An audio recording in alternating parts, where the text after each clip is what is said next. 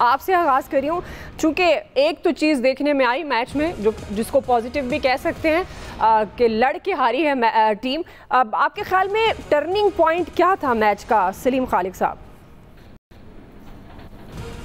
देखिए, थोड़ा सा मैं आपसे डिसएग्री कर रहा हूँ, लड़के नहीं हारे, क्योंकि हमें लग रहा था कि बैटिंग में हमने बहुत स्कोर कर लिए हैं, लेकिन जैसे ही पहली बॉल पे शाहीन को छक्का लगा हमने कहा नहीं, हमारी खुशफहमी है। और बाद में ऐसे ही हुआ कि बॉलर्स बिटते रहे और आराम से इंडिया ने हंसते खेलते हुए टारगेट हासिल किया। कभी भी ऐसा नहीं लग रहा था कि यार ये मैच हम जीत जाएंगे। हम 20-25 रन कम बनाए, इस पर बात कर रहे हैं, कल से हम लोग बोल रहे हैं, लेकिन जिस तरह का इंडिया बैटिंग कर रहा था, खासतौर पर अभिषेक, वो लग रहा था कि अगर 25 रन ज़्यादा भी होते तो वो चेस कर जाते। बॉलिंग हमारी कल बेदात की एक शेर नज़र आई, शाहीन पे बहुत ज़्यादा हम तकिया करते हैं, वो अच्छा नहीं कर सके। एक बॉलर सिर्फ जो अच्छा परफॉर्म कर सके वो थे हारिस रऊफ, जिन्होंने एग्रेशन भी दिखाई और जिनकी बॉलिंग में दम भी लग रहा था। थोड़ा बहुत अगर आप कहें फ़हीम अशरफ की बॉलिंग भी बेहतर रही, वरना तो बॉलिंग हमारी बिल्कुल मायूस कुन और बैटिंग एज यूजुअल ख़राब रहती है। लेकिन कल 11 ओवर तक हमें ऐसा लग रहा था कि शायद 200 तक हो जाए। उसके बाद हम अपने पिछले दौर में वापस चले गए और उसके बाद 5-6 ओवर हमने ज़ाया किए और फिर वो जो स्कोर हम एक्सपेक्ट कर रहे थे वो बन नहीं सका। बैटिंग ऑर्डर के मसाइल थे इस पर, और जो वाज़े नज़र आ रही थी कैप्टनसी, कैप्टन में हमारे बहुत फ़र्क है। बहुत अच्छे इंसान हैं वो, बहुत शरीफ इंसान है, लेकिन ये क्वालिटी उनको कैप्टन नहीं बनाती, लेकिन बोर्ड ने इस क्वालिटीज़ की वजह से उनको कैप्टन बनाया है, जिसका हमें अब नुकसान देखने में नज़र आ रहा है। तो ये कैप्टन जब तक खुद परफॉर्म नहीं करे तो मसला होता है। हम बाबर और रिजवान पे क्रिटिसाइज़ करते थे कि यार बहुत डॉट बॉल्स खेलते हैं और अपने लिए खेलते हैं, लेकिन ये अपने लिए भी नहीं खेल पा रहे ये लोग। डॉट बॉल्स अभी भी बहुत हैं, 50-55 कल भी खेली। तो ये मसाइल हमारे बरकरार हैं और हमने अपने 2 प्लेयर्स को बाहर कर दिया था। तो इस परफॉर्मेंस पे हम ओमान को हरा सकते हैं, हांगकांग को हरा सकते हैं, कीनिया को ले आएंगे तो उनको हरा देंगे, कभी कभी यूएई को भी हरा देंगे। लेकिन जब इंडिया और ऑस्ट्रेलिया या इंग्लैंड या बड़ी टीमों से मैच होंगे तो इसी तरह के इश्यूज का हमें सामना करना पड़ेगा। श्रीलंका के खिलाफ जो अपना अहम मैच है, तो उसमें भी फिर जिस तरह आप बात कर रहे हैं, ये बड़ी टीमों में शामिल होता है या उन टीमों में जिनको हम हरा सकते हैं? नहीं, इनको हम हरा सकते हैं। अच्छा। क्योंकि देखिए, एक तो हम लोगों का मसला है ना, दिमाग का भी है। हाँ। इंडिया के खिलाफ खेलते हुए हम लोग वैसे ही जहन में सोच लेते हैं कि यार पता नहीं हम उनका मुकाबला कर सकें या ना कर सकें। आधा मैच हम उधर ही हार जाते हैं यही सोच के। वैसे इस बार होना नहीं चाहिए था सलीम खालिक साहब, जिस तरह से इंडिया को हार का सामना करना पड़ा जंग के मैदान में, और जितनी ताकतवर वो कॉल्ड इंडिया था और पाकिस्तान ने जिस तरह से उनको पिछाड़ा 0-0, 0-6 का जो एक चक्कर चल रहा है तो अब तो पाकिस्तानी टीम में भी वो कॉन्फिडेंस होना चाहिए था, जो अनफॉर्चुनेटली नजर नहीं आया।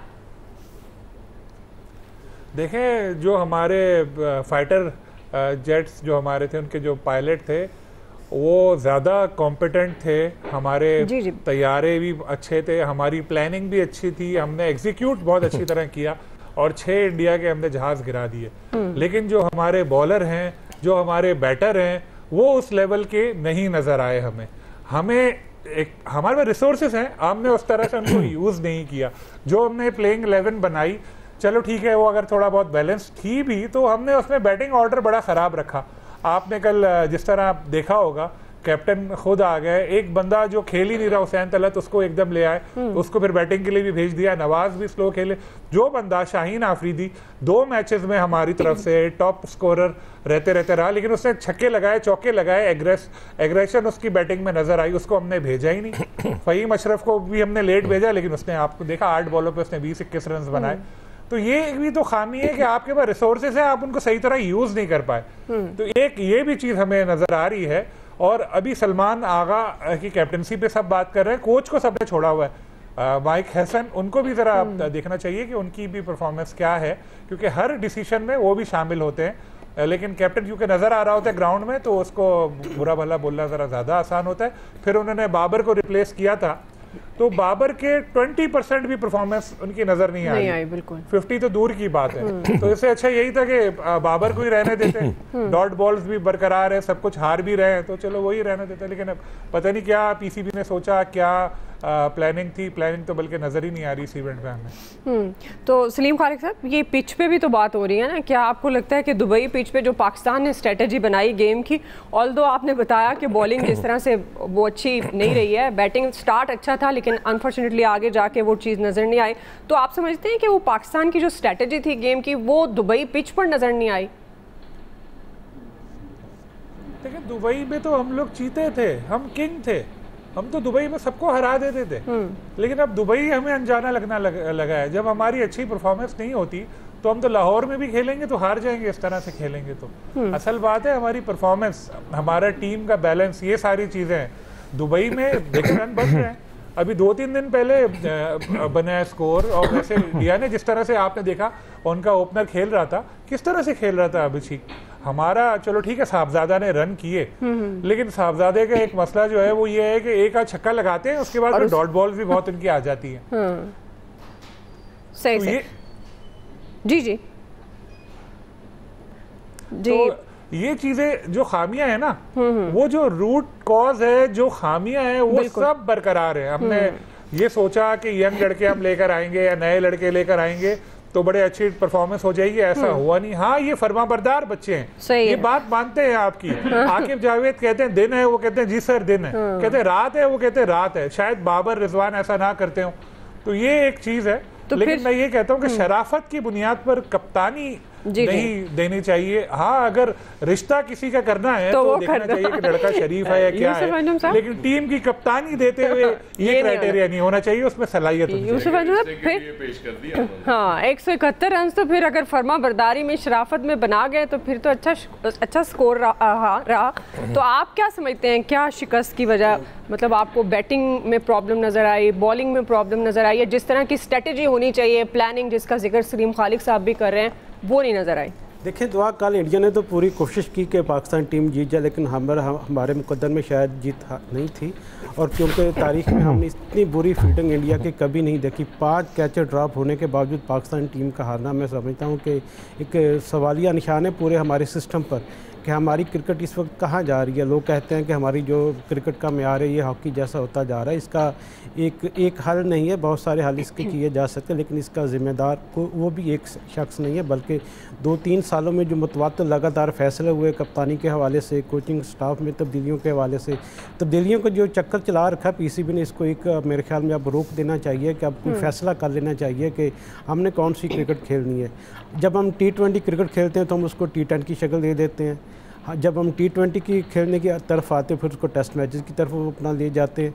तो मेरे ख्याल में बहुत सी खामियां हैं, और मेरे ख्याल सबसे जो बड़ा इशू हमारा वो कप्तानी का है। मैं सलीम खालिक साहब की बात से इत्तेफाक करूंगा कि मेरे ख्याल में अब जो कप्तान का सॉफ्टवेयर उसको अपडेट करने की ज़रूरत है। और कोच जो हमारे हेड कोच माइक हैसन है, वो पाकिस्तान की टीम को ऐसे चला रहे हैं जैसे ये PSL में इस्लामाबाद की टीम को उसकी प्लानिंग करते रहें। भाई आप छोटी टीमों के साथ तो जीत जाएंगे, अच्छी प्लानिंग के साथ करेंगे, लेकिन जब आप बड़ी टीमों, खासतौर पर इंडिया के साथ जो प्रेशर वाला गेम होता है, उसमें जब तक अच्छी प्लानिंग नहीं करेंगे, हर खिलाड़ी को उसका रोल नहीं बताएंगे, उस वक्त आपकी जो परफॉर्मेंस है वो कभी भी ऊपर नहीं जा सकती। हमने शुरू में बहुत सी तब्दीलियां की, प्लेइंग 11 को ही देख रहे हैं, प्लेइंग 11 में बहुत सारी गलतियां हमने की हैं। हमें समझ नहीं आ रही कि हमने किस खिलाड़ी को प्लेइंग 11 का हिस्सा बनाना है और किस पिच पर किस खिलाड़ी के साथ जाना है। हसन नवाज़ एक वक्त था कि हमारे चंद दिन पहले वो बहुत अच्छे दुनिया के फ्यूचर हमारा प्लेयर कहा जा रहा था उनको। मोहम्मद नवाज़ को इसी कोच ने दुनिया का बेहतरीन स्पिनर करार दिया था, लेकिन हसन नवाज़ को भी बाहर कर दिया इस मैच में, और मोहम्मद नवाज़ से बॉलिंग भी नहीं करवाई। आप एक तरफ शाहीन शाह अफरीदी से अटैक कर रहे हैं, दूसरी जानब आप जो पार्ट टाइम बॉलर है साइम अयूब, उनसे आप बॉलिंग करवा रहे हैं। तो भाई बड़ी टीमों के साथ ऐसी चीज़ें नहीं चलती। हमेशा आपको अच्छी प्लानिंग के साथ मैदान में आना चाहिए कि किस खिलाड़ी को कब उसका रोल अदा करना है।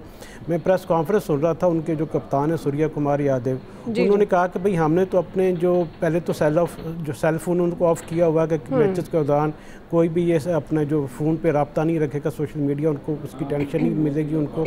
और इसके साथ हर खिलाड़ी का रोल निभाया कि उन्होंने मिसाल दी चक्रवर्ती कि हमने उससे कहा कि आपने शुरू के ओवर में हमें विकेट लेकर देनी है। कुलदीप यादव से कहा कि आपने आखिरी ओवर में बॉलिंग करनी 10 ओवर्स के बाद।